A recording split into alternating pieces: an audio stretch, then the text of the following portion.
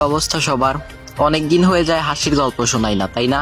চলো আজকে একটা হাসির গল্প শোনাই। তো দুই চোর একটা আম বাগান থেকে আম চুরি করছে। তো অনেকগুলাই আম চুরি করছে বাগান থেকে, বস্তায় ভরে সেগুলো নিয়ে দুইজন পালাচ্ছে। তো আম বাগান থেকে অনেকটা দূরেই চলে আসছে তারা। এখন ভাবতেছে যে আমগুলো তারা কোথায় বসে ভাগাভাগি করবে। তো চোরেদের তো ভাই একটু ডর ভয় কমই থাকে।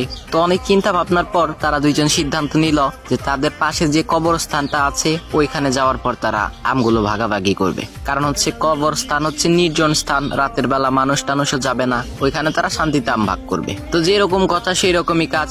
দুইজনই কবরস্থানের উঁচু পাঁচিল টপকে কবরস্থানের ভিতরে ঢুকে পড়লো। কিন্তু ভেতরে ঢোকার সময় তাদের বস্তা থেকে দুইটা আম বাইরে পড়ে যায়। তো তারা ভাবলো এখন তো উঠেই পড়ছি, পরে যাওয়ার সময় আম দুটোকে নিয়ে যাব। এভাবে তারা তো কবরস্থানের ভেতরে বসে বসে আমগুলো ভাগাভাগি করা শুরু করে দিয়েছে।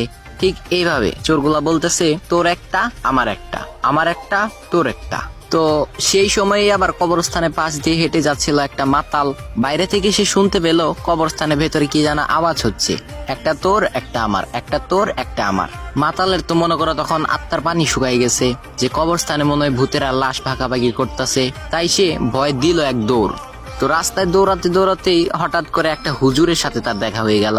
তো হুজুরকে সে সব ঘটনা খুলে বলল। হুজুর সব শুনে বলল যে মাতালের কথায় কি বিশ্বাস করা ঠিক হবে? তো সে ভাবলো না, তার কথা বিশ্বাস করা ঠিক হবে না, একবার গিয়ে দেখেই আসি।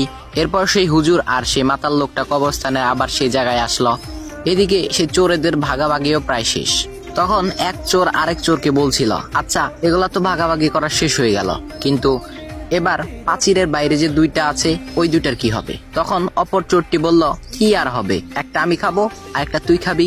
হিসাব বরাবর। সে সময় কবরস্থানের পাঁচিরের বাইরে থাকা এই দুই ব্যক্তি, মাতাল আর হুজুর, দুইজনের তো ভয় অবস্থা খারাপ, দুইজনেই অজ্ঞান হয়ে গেছে।